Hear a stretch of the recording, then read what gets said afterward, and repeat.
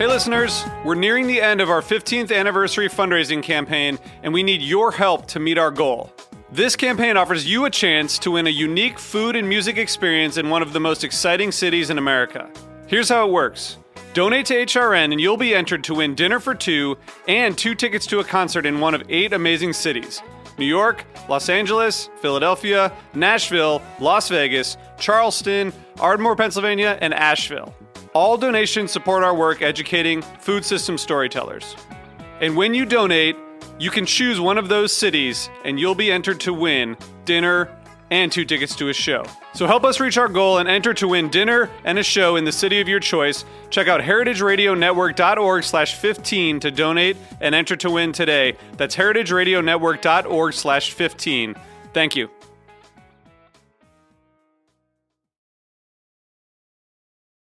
This episode is brought to you by Wisconsin Cheese. Our Master Cheesemaker program is one of the only 2 in the world, so it's no wonder every master in America has called Wisconsin home.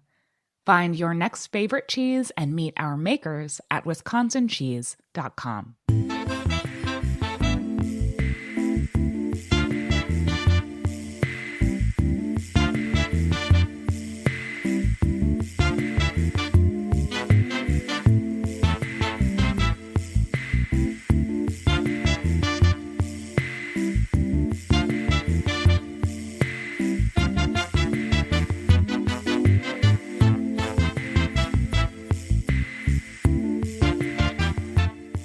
Welcome to the Grape Nation, your weekly wine journey. Our guest is Audrey Frick. We'll talk to Audrey about One White Street, opening a restaurant during the pandemic, her vast knowledge of Italian wines and others, and we'll talk about a lot more. Audrey was kind enough to bring in a Gruner from Austria, which we'll taste at the end of the show for our weekly wine sip. I'm your host, Sam Ben-Ruby. Stay with us for the Grape Nation on the Heritage Radio Network. We bring wine to the people. New York-born Audrey Frick headed west to pursue music and become a buff at the University of Colorado.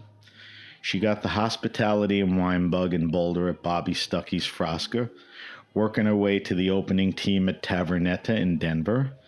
Audrey has worked harvests around the world, found a love for Italian wines, and has an advanced certification from the CMS. The real question, though, is how do you go from playing French horn to slinging wine? Audrey writes extensively about Italian wines and is now the wine director and part of the opening team at Dustin Wilson and Austin Johnson's buzzy One White Street in Tribeca. Welcome to the Grape Nation, Audrey. Thank you so much for having me. We're talking to Audrey at the Heritage Radio Studios at Roberta's Pizza in Bushwick, so it's good to be back. Audrey, this is our 3rd show since the pandemic that we're doing here. And we are also finishing up Sommelier September, where this month we had people like you, just the best and most knowledgeable and exciting people in the business. All right, so before we get into a bunch of things, help my listeners understand a little more about who you are. So give me a little background of your journey in life and wine that got you really to the opening crew at One White Street. Yeah, as you mentioned, thank you so much for the kind words. Deserving. But I moved to Colorado in 2006 to pursue music for the French horn, and found myself needing to get by, as most students do. And, at least French horn players. Yeah. Well, contrary to New York has a great thriving gigs culture. So when you're a undergraduate student in conservatory, you can kind of get by and pick up pieces along the way. And Colorado didn't really have a ton of that at that time for me. So in probably about, I think it was 2009, 2010, I began working at the Boulder Duchambé Tea House as a server. That's kind of a landmark, right? Yeah, it is. It's a beautiful, beautiful space. And but started there as a server, and there were about probably 10, 12 bottles of wine, and I didn't know anything about them. So started that if you're going to sell something, and I'm a horrible liar, like Right. truly terrible. So you can smell it a million miles away. So I started learning about these few bottles. I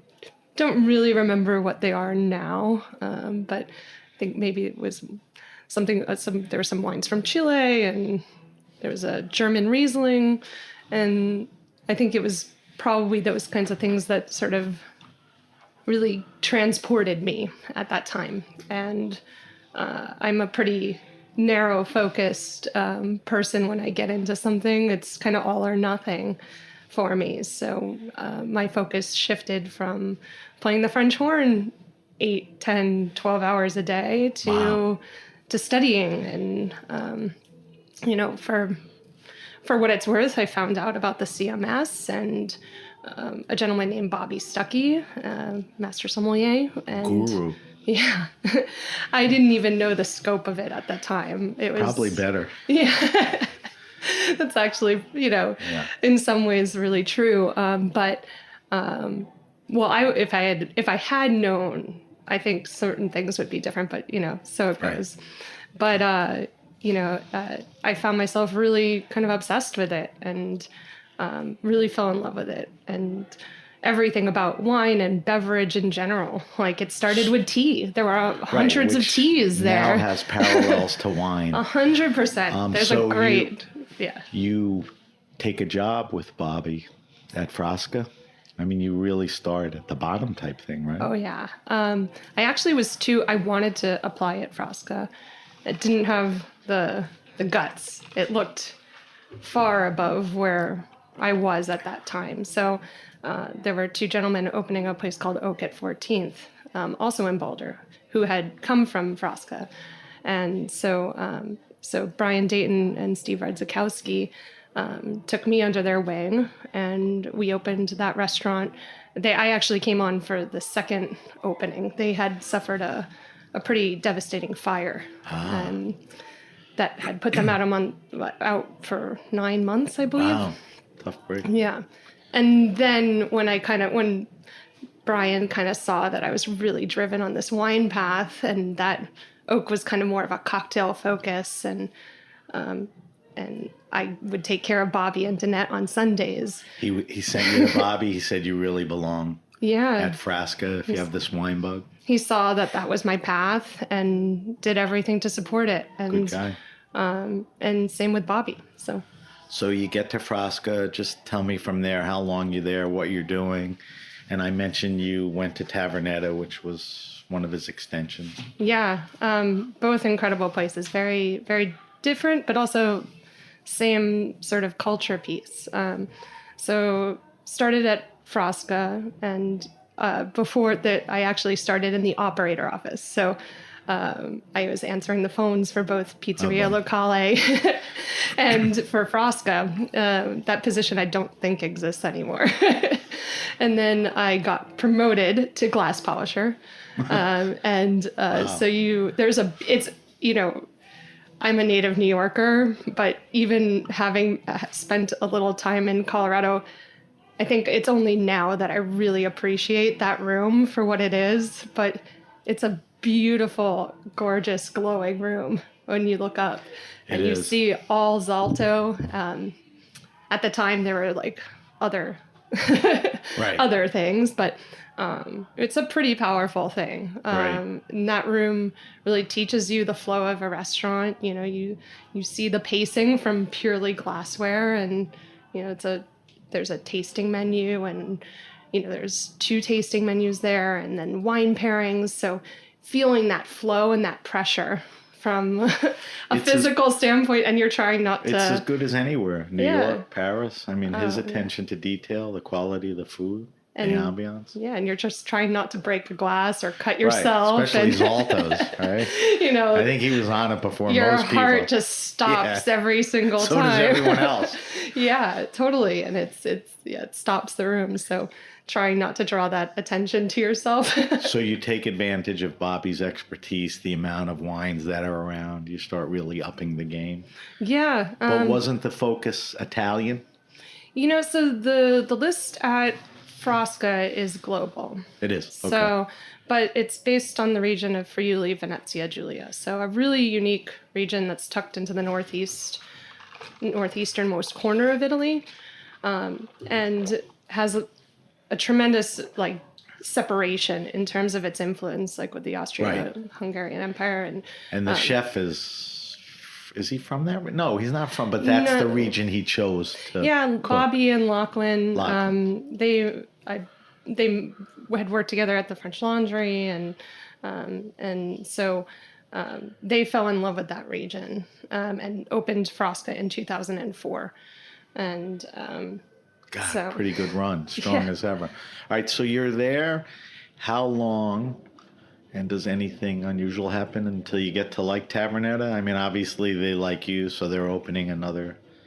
First time maybe outside of Boulder, right? Yeah. Denver? I mean, it's it's about process and really mastering every position there. And I definitely I've always had like a level of impatience in myself and wanting to get to the next level. And but personally, I was committed to the journey and the path that was set ahead of me there. And but it's a long one. You have to wait for it's a small restaurant. Did it teach you patience? Because patience is underrated. Oh, for sure. If you could be patient, you can get there. I mean, I think that's probably why I left the French Horn. In some ways, if I had really said this is all I'm going to do, then, so there was probably a level of impatience in me at that point. So yes, I think it definitely taught Bobby and Frasca and everyone in those walls taught me a tremendous amount about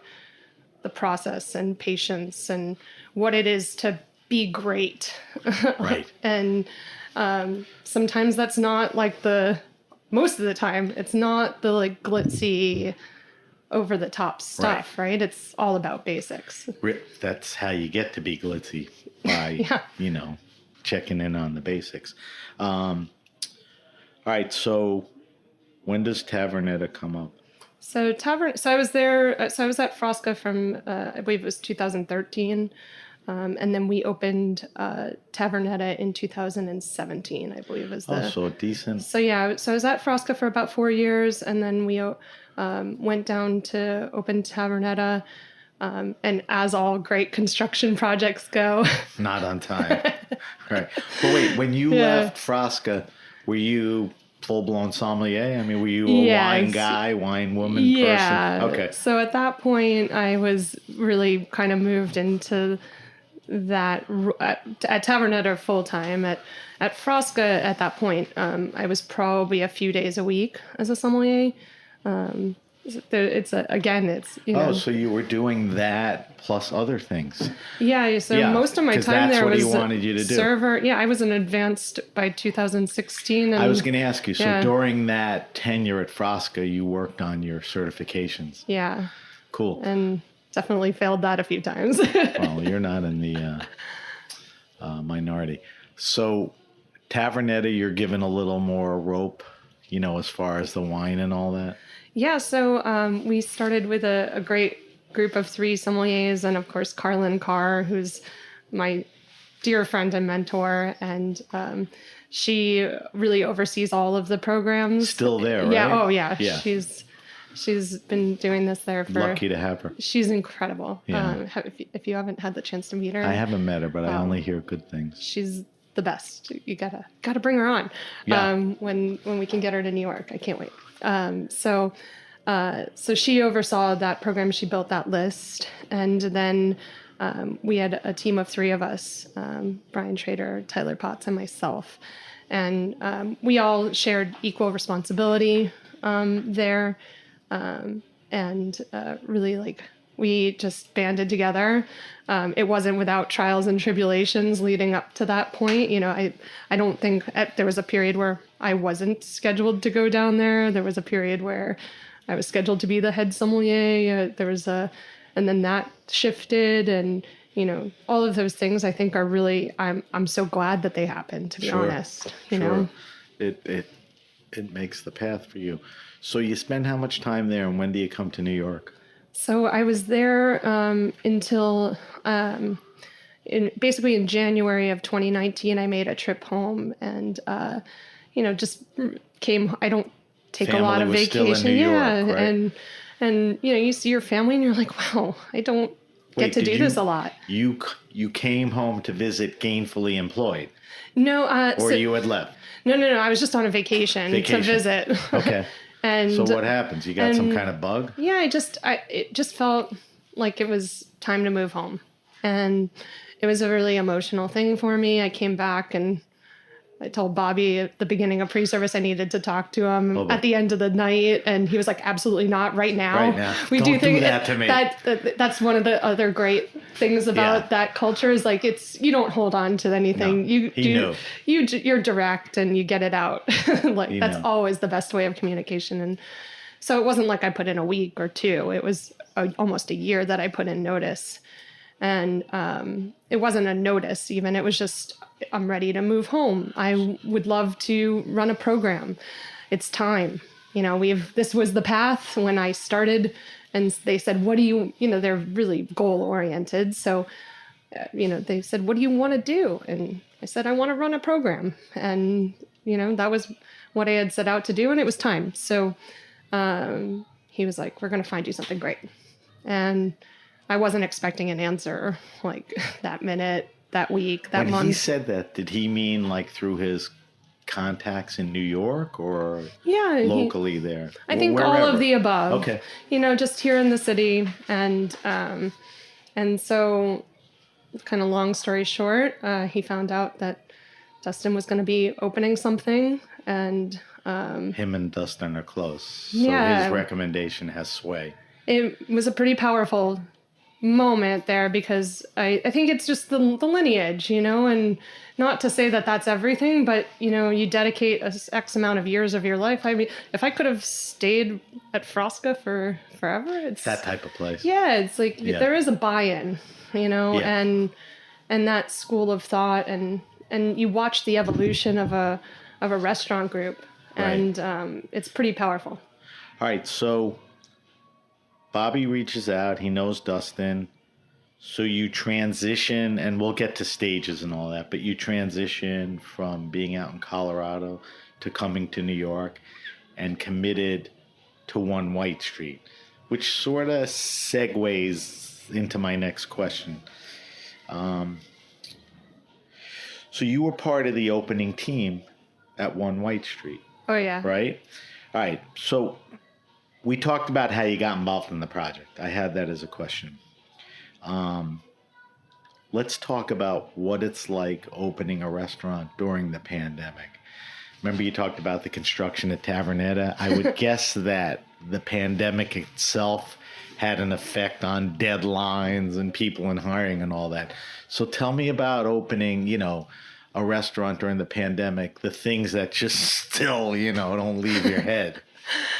Yeah, I mean, it was under the building itself is a 4-story townhome in Tribeca, and it was under construction for 3 years. So, well, more renovation, right? Because it's a building that's been around. Yeah, it's the John Lennon thing, which maybe we'll get into. Newtopia. So, it's it required a lot, and of course, pandemic. Sure, there were construction things that were affected by that, of course, and. But that's always it's just how it goes, I think. Probably the listeners aren't confused, but I am. The construction was from Dustin and Austin after they committed to get the building to this restaurant ready type vision. Oh yeah, we thought we were going to open in the spring of 2020 originally. So I moved back in November 2019 we thought we would only be a few months out. So that deadline of spring of 2020 preceded the March COVID bust out? Oh, yes. Okay. Yeah. All right. So then that's a good, time set. So then COVID comes, which goes back to my question. Now what happens? Frozen or unknown? Yeah, I mean, well, the building was very much still under construction Okay. until the moment we opened. So that didn't work against you. Yeah. Right. Love the You Department of would Buildings. not have opened Yeah. into the spring even if there was no No, problem. there Yeah. was absolutely Okay. no way. That was not happening. So we got in some ways I feel very fortunate that we didn't feel the need or the pressure to open in the heart of the pandemic. Right. I mean, we definitely thought about all the iterations of how to open and changing the concept even over and over and ultimately now kind of where we all began. So if I'm correct, if I look back, you opened a little more than a year later than that, right? Oh, yeah. Because spring of 2020, didn't you open mid-late summer this year, 2021? Yeah, we opened August 5th. August 5th, so more than a year and all of that. Yeah. All right, so I want to come back to the specifics of the restaurant and your wine program, but I wanted to get your take on a few other things. You may have been lucky because you had a good work-life balance at a place like Frasco, which is important to Bobby. I think the pandemic, put a spotlight on how bad things were. And I think a lot of credible people spoke out, wrote pieces and all of that. Look beyond One White Street, because I think One White Street is a little like Frasco, where the owners, management are sensitive to that. You have friends in the business. Is life the same? Better? I mean, where are we? People are leaving the industry because they could be a truck driver at Amazon versus a line cook. Not saying a lot about the business, but guys like you on the floor, servers, cooks. I mean, has there been any sort of upgrade in life, or is it too early to tell? I think it's a little too early to tell that, and I think also, to be fair, it's in our experience, it's a restaurant opening, and I fully respect all of everyone. I totally understand the shift away from that mentality and people rethinking what they're able to do and finding other outlets for their careers in wine. And that's the beautiful part about wine, right? There's really so many outlets. Yeah. Like you And don't a lot of necessarily, people have taken them. Yeah. Yeah. And I think that's wonderful. For myself, I feel like, it is a restaurant opening. So, it would be disingenuous for me to say that we aren't working a lot of hours right now. Right. Everyone Right. in that space is working a tremendous amount. That's fair for an opening. Yeah. And you're forewarned, probably. And, I would love to say that we're not immune to the short staffings that everyone is. But I do think, I like to think big picture and longer term. And I do believe very strongly that we will get there. Right. And that, when we first opened, we were 7 days. It quickly became aware that we couldn't do that and be sustainable to ourselves. And if we can't do it for ourselves, then how are we supposed to ask anyone else to do it? You know? So I do think that's top of mind for all of us. And as a leadership team, as a group, and I do think we'll get there very, quicker, sooner than later. And we're already, it's a snapshot in time. It feels like it's been a really long time and again, for some people, it has been a really long time. Right. I don't want to keep in mind, we've only been open 6.5 weeks. We've been open 7 weeks, so this is, there are people who have been going through this pandemic the whole time. That's a long time. I think maybe their coloring of this would be a little different potentially. Right. It's a fair take. But I do think down the road, there will become a more attention overarchingly to well-being and time spent. I think you could comfortably say that because the people involved in the restaurant. I don't think we could say that about everywhere. These are good guys, and they'll realize that. So I guess it has to start at place by place, and we can only hope that the industry does take a turn. We got to take a break soon, but I want to get your take on one other thing, and go wherever you want with it. You know, you'd mentioned you have an advanced certificate from the quartermaster sommeliers. I would say right now things are very quiet over at the court after some very high profile scandals. And I always say that the quiet benefits them, the fact that nobody's talking about it.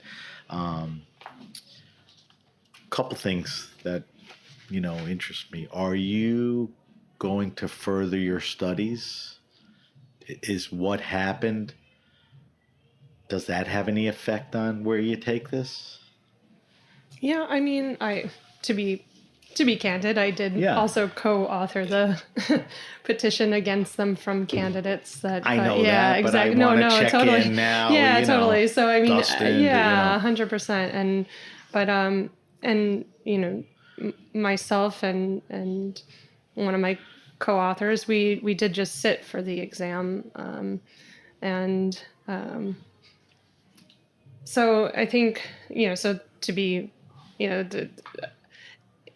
it's a tough one because, you know, I think that there is a place for higher education and furthering one's own.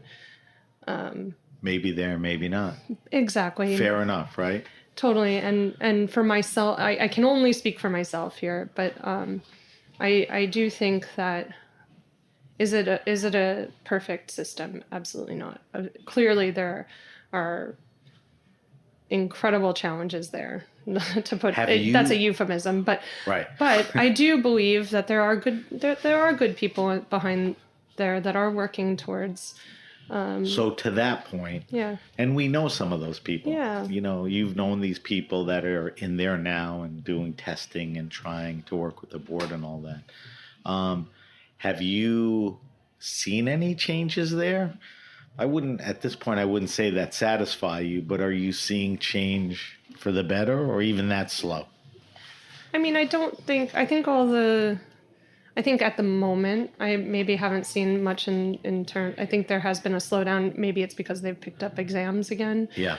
But I got to the point where I didn't feel like the outreach it didn't feel performative anymore. And that to me was a big determining factor. And so as long as we keep kind of it's an awareness, right? And it takes work and it's constant and it's not something that I think has a finite moment of when things will be okay or when they won't be. Right. I mean, I think there is a tipping point when it's not, but I do think as long as it's continuing to do so, that you know, there are lots of organizations, lots of schools, lots of that are doing good things. That are doing good things. So and offering similar education. Yeah. I'll back you against the wall a little on this one. Does the PIN have the sway it used to have? To me, it's not. And this, again, I can only speak to myself. That's all we're talking about. But for me, when I went to the exam and I didn't pass, it occurred to me after taking the exam that something had changed in me. And I realized and recognized that I have the job I want. Right. You know, I'm very lucky. This is what I've set out to do. That's a good point. I really love the people I work with, and I feel incredibly fortunate to have these opportunities. So I'm not there trying to change who I am or who I'm going to be. To me, though, there is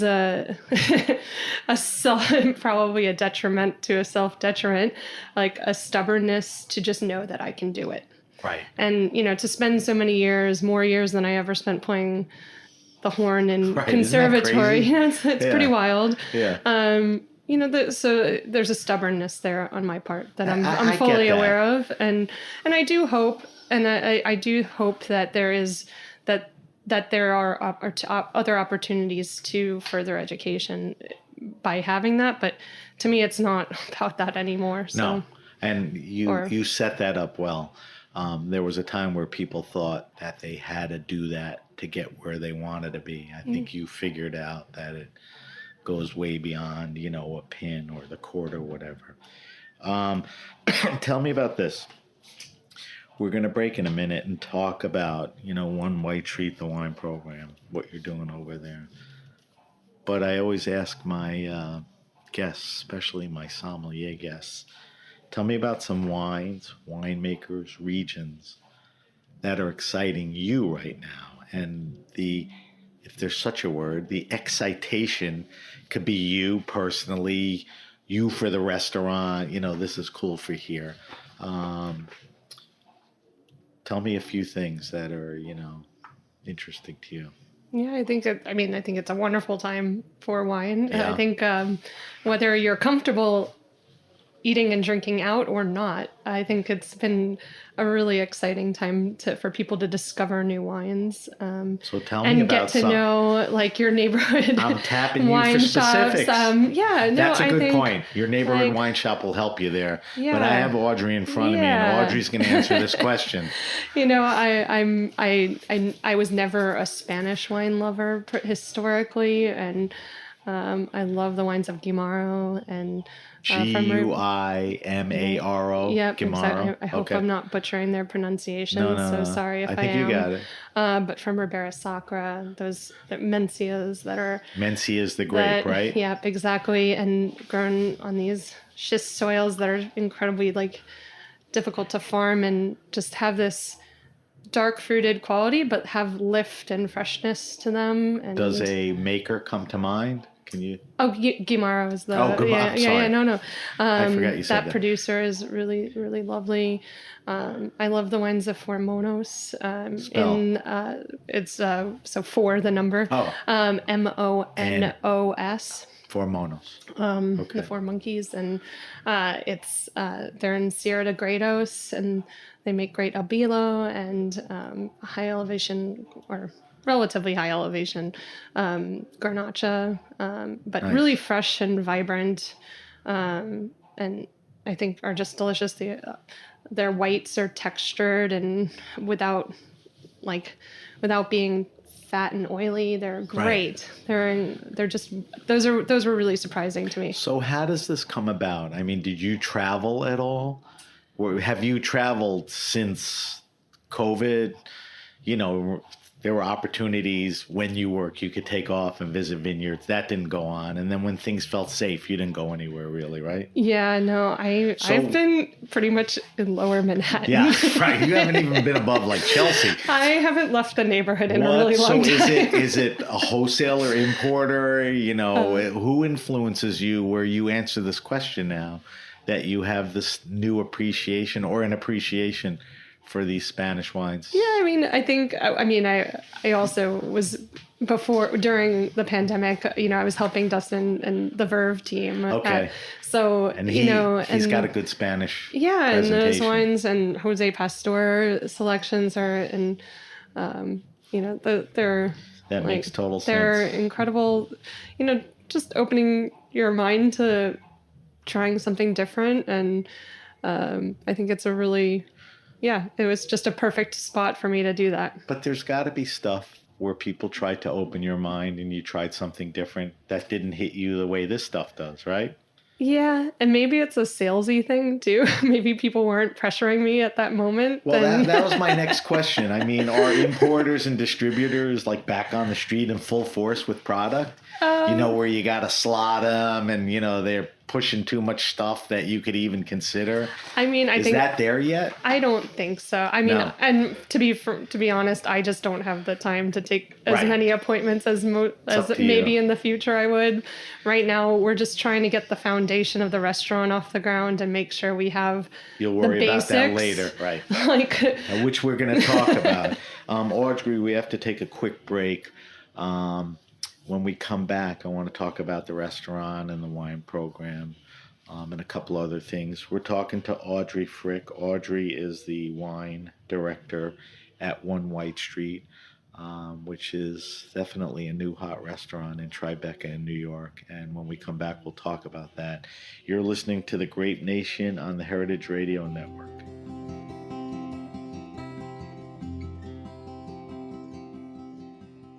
This episode is brought to you by Wisconsin Cheese. In Wisconsin, cheese is our thing. Wisconsin is the only state in the country that requires a license to make cheese. From curds to cheddar, blue to brick, Wisconsin cheesemakers can do it all. We blend tradition with innovation to create an incredible variety of cheeses that you just can't get anywhere else. You've heard of a PhD, but have you heard of a PH cheese? Otherwise known as the Wisconsin Master Cheesemaker Program. This rigorous study of cheese is an elite accomplishment earned by only 80 talented cheesemakers in Wisconsin, and the program is only one of 2 in the world. Becoming a master cheesemaker takes 13 years and is basically like a doctorate in a specific variety of cheese, with intense requirements to succeed. Our Master Cheesemaker program allows makers to perfect both the art and science of their craft in a tradition so rich you can taste it. Find your next favorite cheese and meet our makers at wisconsincheese.com.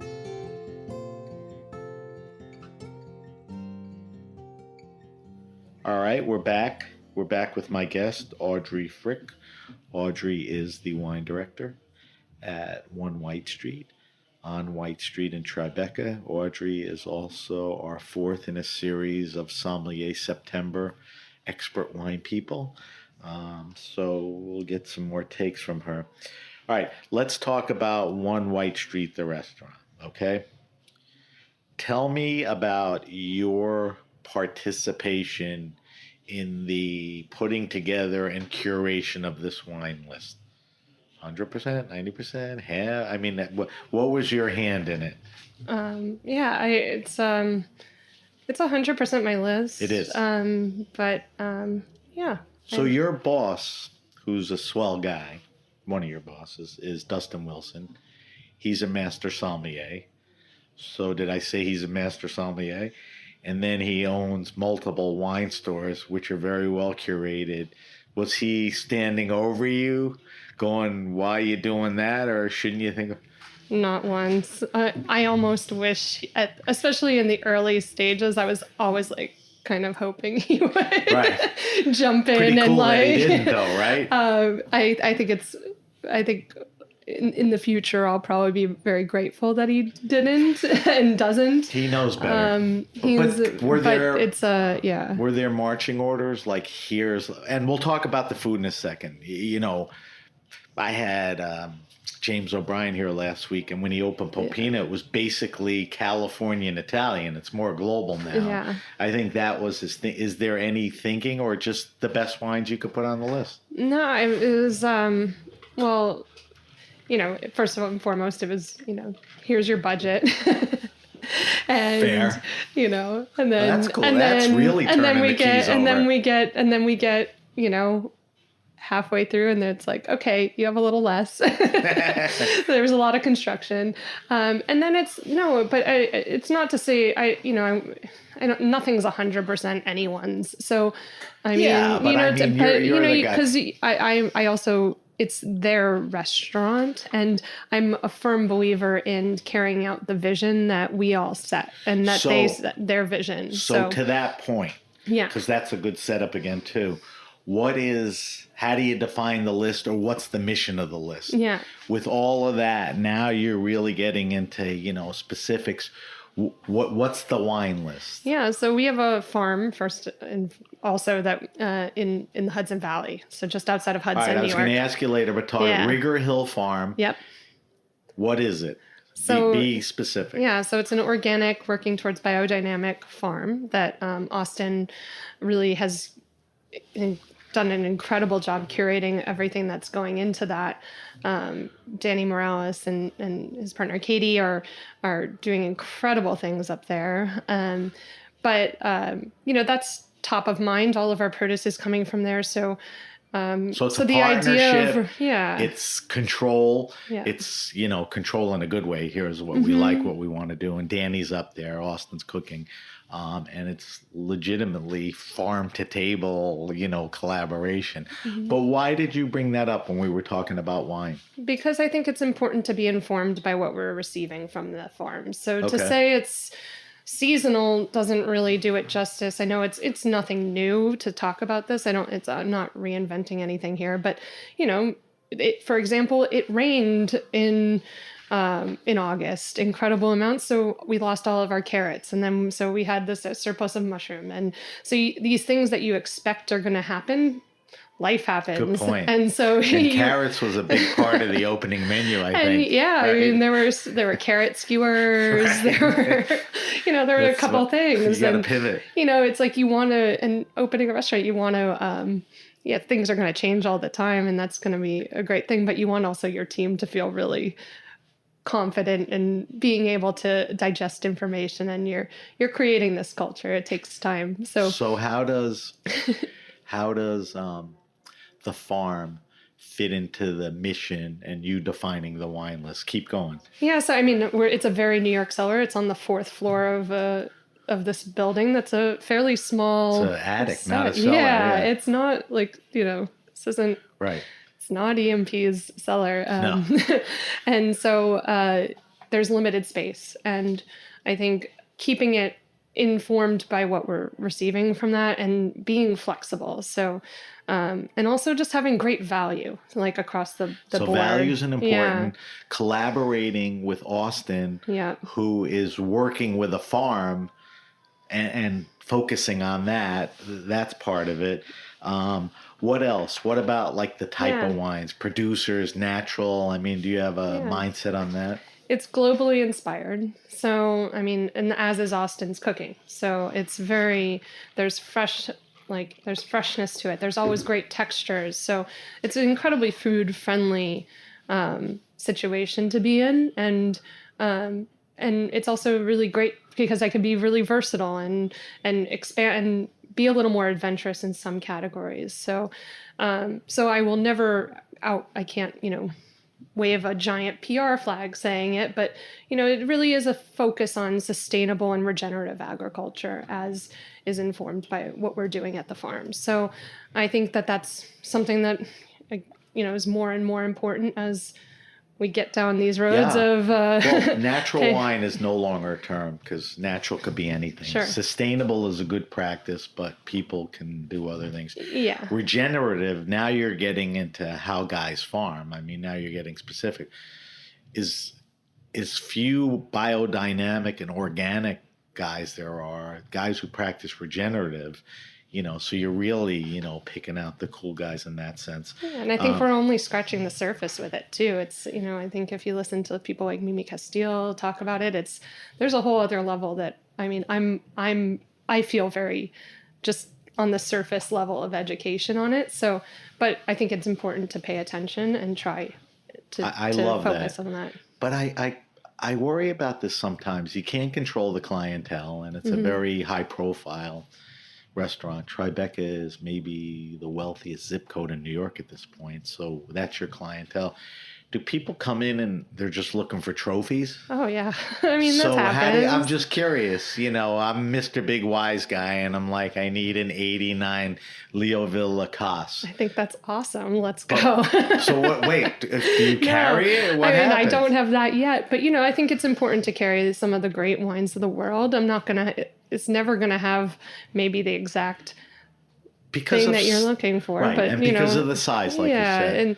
But I think it's important to have some of that as well. I don't look. I mean, the under $150 range, I pay a lot of attention to it. Under 100, I really isn't want a big part of the list. Under 100%. I want every page when you flip it open to be able to find something under $100. That's really great. And so what's cool about that is like you can really dive into like all these indigenous grapes from around the world that max out at that price point. Try to spend $150 on it. You can't, because it's just, and that's amazing. So I think that that's a really valuable part of the list, and I will always pay attention to that tremendously. Is that a challenge, or there's enough producers that make sense for the food and what you like?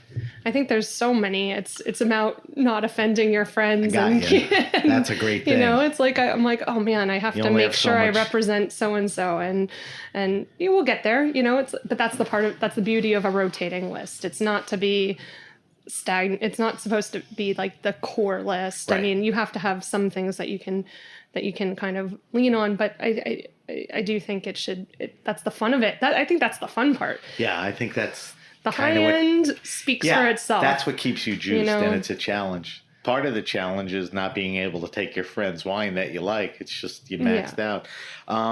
You look at a lot of wine lists, and it's by varietal, it's by region, not yours, right? No. Tell me how you have your wines listed. So it's roughly organized by feel, and whether in a combination of aromatics and texture. So it's really it starts with really like bright and refreshing white wines, and then, well, of course, champagne and sparkling and wines by the glass. We have, but bright and refreshing, and then into more aromatic varietals, and then into full and vinous styles of wine, and then into macerated and rosé, and then same with reds.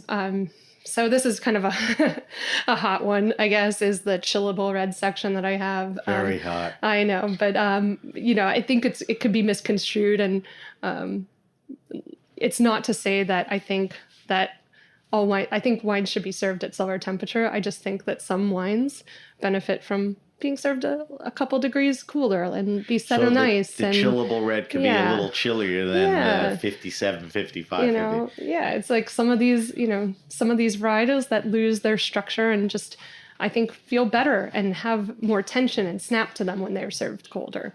It's not to say that that's a blanket rule. Like, for example, in the summer, I had Beaujolais there. Now it's moved over to Noble Red Fruit. Beaujolais. This is that time of year where serve those great crus of Beaujolais at cellar temp and give them the nobleness that they deserve, or whatever.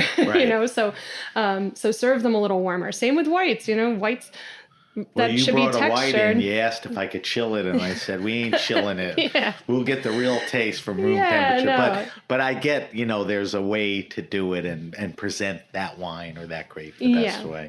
I made you do that, so well, when we're talking about the list, you're talking about the fourth floor storage and smaller list. What are we talking about, like selection wise?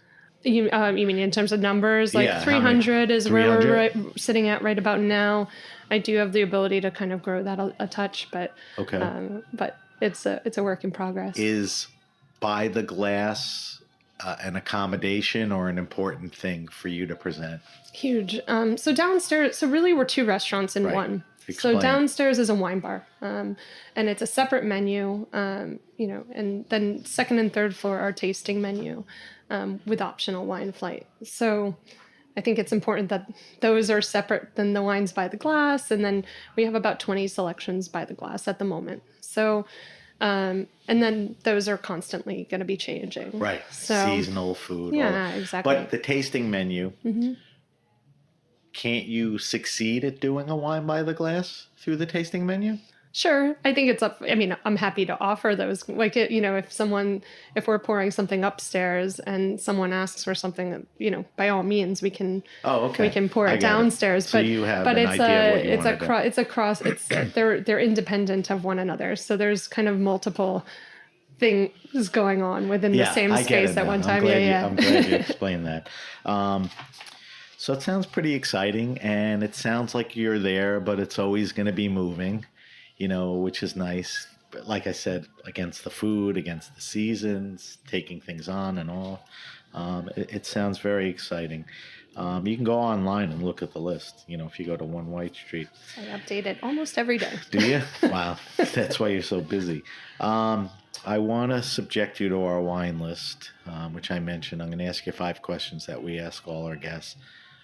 But before we get to that, you have a passion project. I don't know if it's still going on. It's your opportunity to play the French horn.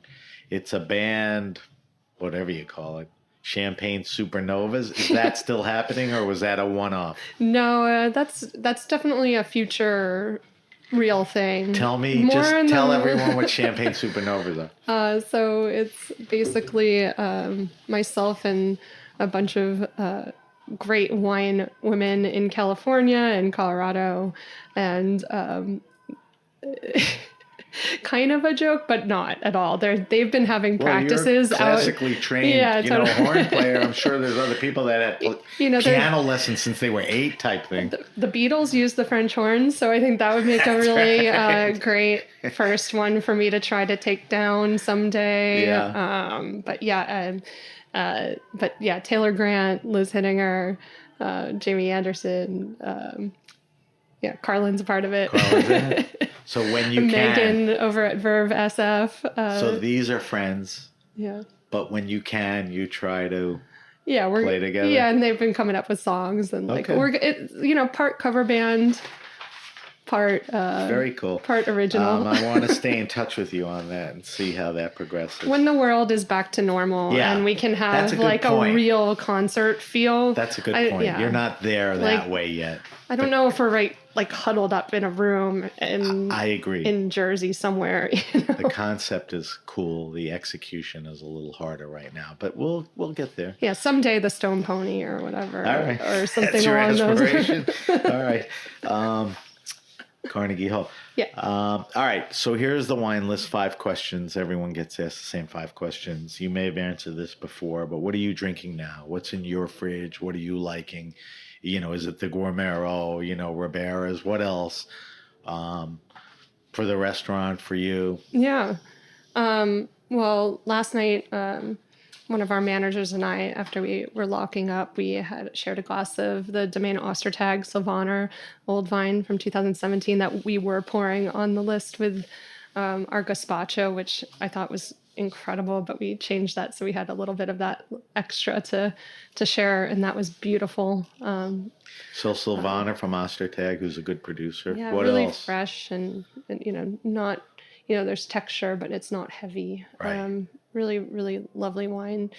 Frankly, when I usually get a chance, I just want a little crisp Pilsner. All right. Something very bright, zippy. So you get away from it and hide in beer. Yeah. And Pilsner. You like a white, traditional. Hey, I'm with you. But yeah, you're not, Sundays are great days for wine, though. Okay. So, all right, so those are good. Do you have a Pilsner that you go back to, or you try everything? Oh my gosh. Well, I'm a huge fan of Suarez, Dan Suarez. Up in the Hudson. I wish you can get those beers easier. Yeah. Valentine Pils. He's just the best. Yeah. And don't say anymore. You can let the secret in. All right. All right. Second question. Do you have a favorite wine and food pairing? Something you don't necessarily eat all the time, but it's right. Yeah. Lots. I like to eat a lot. And drink. Me too. I would say probably fried chicken and champagne. I know it's a super classic. I mean, some of the classics that is a super classic. And throw a little caviar or trout roe on there, and on the I'm chicken? Done. Yeah, I'm a big crazy fan of how roe. Restaurants are serving that now. I'm a big fan of it, so I'm here for that all day. Syrah Salty. And burgers. Syrah burgers. Okay. Very good. All right, I'm going to take those 2, and those are 2 good ones. Obviously, you were out of town for a lot of years. You were subjected to the pandemic. You are stuck, with long hours opening a restaurant. But think about a favorite wine restaurant and or bar. Places it's funny, everyone I have in, I could categorize their restaurant as that place. Well thought out wine list, the right people, the good vibe. Who else, where would you go and feel comfortable with all of that? Yeah. I mean, first and foremost, where I typically go, I also love our block. I wish I could frequent our neighbors on our block. I mean, I have Frenchette and Batard right down the street there. I know. I wish I could. We don't have days off yet, where that's possible. But, I feel very honored and just grateful that we're in the same little space. Of course, Terroir down in that area as well. Paul Greco. I can't wait to see whatever Pascaline does at Racine's 2 point whatever. Not far, right? Can't wait for whatever she's gonna do there. But I find myself at Pasquale Jones a lot on Sundays for brunch. Nice. They have a good tight wine list too. Yeah, and it's just such a comfortable space, and it's beautiful. So, if as time progresses, and maybe you can go out after work, the neighborhood possesses. Yeah. And, like a Franchette, certainly you can get an interesting wine there. Batard, fancy. All right, so those are good answers. You actually did answer the question. All right, favorite all-time wine. I used to ask this, Audrey, what was the most expensive rare wine? I don't care. What's the wine that's had an impact on you and your career that you remember? Was it a gateway to Burgundy? Was it something simple, champagne? You give me one or two. What are those wines? Yeah. One of them was in the polishing room at Frasca. It was Burgundy Festival. I forget if it was either 2013, it must have been 2013 or 2014. And they were like, the room was filled with so many great wine minds. There was Robert Bohr was in the room. Grant Reynolds was in the room. I was not in the room. I was in the polishing room, to be clear. But stuff was getting to you, or you got to it afterwards? Your friend Raj was in the room. Yep. And it was probably about 2:30 in the morning, and Peter Hoagland, our GM at the time, came out, and he poured me like the little dregs of 1995 La Tâche. Ooh. Now, you had never had that before? Oh, no. And how much Burgundy have you had before that? I mean, not. I mean, a little bit, but not nearly. I was. Did you know La Tâche was like this rare knew, special? Oh yeah, okay. I knew what it was. So for sure. Did it live up to the hype? It did. It was that moment. Right. It was sometimes it's more the moment. Of course, it's not the perfect sip. It was dregs. There was sediment. There was clear. It was not. This was not a pristine, beautifully decanted moment. But there was something very special about that. I think another time. I think it was Matt Murphy who came in and he Presqu'île winery. He was sitting on the chef's table in Frasca and blinded me on, I forget what vintage, I have to be honest, but it was Chave. And so that was those moments where you get the region, you get the grape, and you're in it, and then someone reveals that they just poured you a glass of Chave. Yeah. Chave and La Tâche are two I like you. You're good. we can hang out. Those are two good answers. So. All right, last question, and I think you should do well with this because you've been around wine enough and you're into, I don't know what the right word is, value or, fair price for a good wine type thing. Recommend to me best wine around $15-20 retail. My kids are in their 20s. They got to be adults now. They can't show up at dinners with crappy wine. Yeah. And they can't afford $40 gifts. So how do they wow at 15, 18, 20, 22 bucks? Give me white, give me red. Well, $15 on the dollar, not to be a total sellout here. Okay, go ahead. But Frico, Bianco, and Rosso are great from Bobby's That's Scarpetta. Bobby's wine, right? So Scarpetta is the winery. Yeah. Frico is the region. The Rosso, no, it's just the fantasy name. Right. But Frico is the Rosso is Sangiovese. And, nice. It's essentially declassified Chianti, and just great, fresh, food friendly. So that's pressure, and that's a red. Yeah, and then I believe the white is still. For the most part, Friulano, I think maybe, or they have a Friulano. That's, again, just super still in fresh that price range. Yeah, they're both, I think, $15. Accessible, like the type of wine stores you'd expect may have them. 100%. Okay, those are and are readily. any of those on your list? We have his Prosecco on the list. Okay, and maybe stuff comes on and off. Yeah. All right. But there's a lot, I think it's a great question, and it's a great question to ask young sommeliers. Yeah. Because how hard it is to find great wine under $20 retail that's the fun. That's the hard part, right? Yeah. To your question earlier about the list under $100, like that is where you see the merit and the value. Right. And you're reaching a certain audience that doesn't look beyond that, so you better be prepared to wow them and be a little creative. I think you do it well. All right, good job. I didn't tell you this, but we post all your answers on social media, so stay tuned in our upcoming promotion of the show, we will post Audrey's answers on our wine list post. All right, Audrey, we end the show when we can, when people are gracious to bring in wines. I asked if you could sneak something out of the restaurant. And you brought in a Gruner Veltliner from the producer, is it Alzinger? Yeah.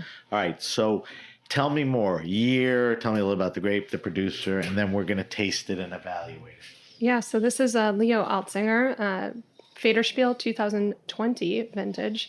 Gruner Veltliner from Dürnstein. So from a few different vintages from a few different vineyard sites in the Wachau of Austria, along the Danube River. I love these wines. I love them when they're young. I love them as they age. Sometimes when you have those moments to have them with some age on them, they're really incredible. He's a great producer next to another wonderful one, Knoll. And Knoll. Yep, exactly. But has never really... I mean, physically, geographically, they're next door to each other. And but he's never really swayed with the trends to kind of make really overblown styles of Gruner and Riesling. And the picks somewhat ripe, but they're always really fresh. And but I love these... Sorry. What? No, I interrupted you, but answer my question, then go back, please. What's the retail on this? I believe this is $29 retail. Okay. I have to double check on that. Okay, so that's a pretty good value for this kind of wine. I think there's a lot of wine here, for sure. All right, so let's do our Grape Nation evaluation for the weekly wine slip. Let's first start with color. Pretty golden, right? Clear, right? Absolutely. All right. Let's go to the nose. I defer to you because the nose knows and you know. So what are we getting? So a couple of questions. Is this a typical Gruner nose? What are we getting on the nose? Yeah, I think it's a wonderful expression of Gruner. It has really ripe pineapple and kind of a salty lime. Definitely a salinity. The lime is a little citrusy. The pineapple. Yeah, and a touch savory. There's an herbaceous... but really not a weedy quality. It's fresh. Right. Yeah. Or grassy or anything. Yeah. It just pisses me off that I agree with all of that and I know it, but I can't articulate it, which is why I do this and ask you. It's all spot on, All right, so that's the nose. All right, so let's go mouthfeel. Throw it over to the tongue, down the throat.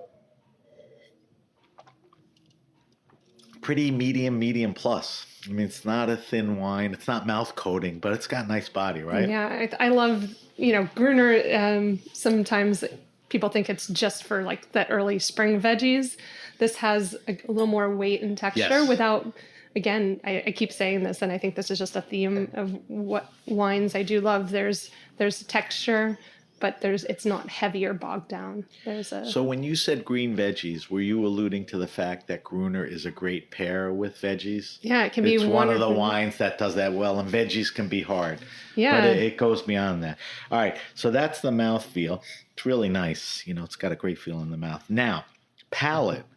Does the palate resemble the nose in some of those descriptors? Do some drop off? Do new ones come on? Tell me what you get on the palate. Yeah, I think it definitely has more citrus drive on the palate, but that there is the pineapple fruit is still there, but it's more of a tartarness. Yes. There's a tartness, a salinity. There's that herbaceous, not herbaceous, savory. I pick up, and tell me if I'm right or wrong, I pick up medium acidity. It doesn't tingle, but it's there. Mm-hmm. Is that accurate? Absolutely. I think it's not racing. It's not what's stealing the show or anything like that. But you could feel it, and that's good for food. Tell me about some ideal pairings for a wine like this. Yeah, I think crudité of sorts could be. We have on our menu right now one with it's actually a little more starting to move into more fall flavors Right. and autumnal feel to it with a baba ganoush. And It'll hold up to that rich dip. yeah, and What else? Any meats, poultries, fish? I mean, do you see anything ideal there? yeah, I think any poached fish, anything with a little more of a even broccolini could be really great with that. That would be a good Chicken. vegetable pairing. It's really versatile. Chicken, like a roasted chicken or a saucy chicken? I think a roasted Yeah. chicken. Yeah, I think it'll hold up well. I think saucy would kind of get. This might. Now you got to pair to the sauce. It might start to feel astringent, and I think what I love about this wine is the texture, and I wouldn't want to lose that. Right. So that is and help me fill the blanks in, 2020, Alzinger. Let's spell Alzinger. Alzinger.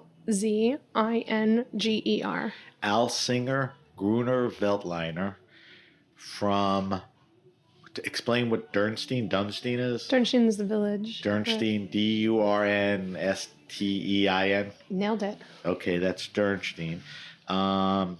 And what region again? Did you say Wachau? Yep, the from Wachau, Austria. Yeah. Okay. Wachau. And we're talking about high 20s on this, $29-$30. And is that a terrific value for $29? I think for being one of the great wines of the region and the world, I think that's a steal. I agree, and I like this wine very much, and I thank you for bringing it in. It's nice to drink Austrian wines. It's nice to pick out a nice maker and to present a good wine, so I thank you for that. All right, let me do a quick wrap-up, and then I want to get some info from you. If you have a question, suggestion, wine, happening, or event, hit me up at sam@thegrapenation.com. That's sam@thegrapenation.com. Subscribe to the Grape Nation podcast on iTunes, Stitcher, Spotify, or wherever you get your pods. And I'm not begging you, but I'm asking you, subscribe. When you subscribe, the podcast shows up, after we put it up for you guys to listen to. So please become a subscriber if you can. You could find us on Facebook at The Grape Nation. On Instagram, we're at SBenRuby. At Twitter, we're at BenRuby. But you can always get to those two by way of the hashtag, The Grape Nation. We're trying to build a little community on Clubhouse, so you can follow us there at BenRuby. As mentioned earlier, we will post Audrey's wine list, all her great answers and recommendations. And I will post specific information on the weekly wine sip on our social media sites. Audrey, if we want to find you on social media, Audrey, and we want to find One White Street, which are two different things, where do we go? It's on social media. On social media. Yeah, I mean, wherever you're have the most presence. I would guess Instagram. Instagram at Audrey_Frick. Frick. Oh, yeah, that's original. I think that's it. And I have to check. I'm not really on Twitter very much, so I apologize. But yeah, Instagram. Yeah, Instagram's fine. And then at One White Street, NYC. Okay. Is it WONE?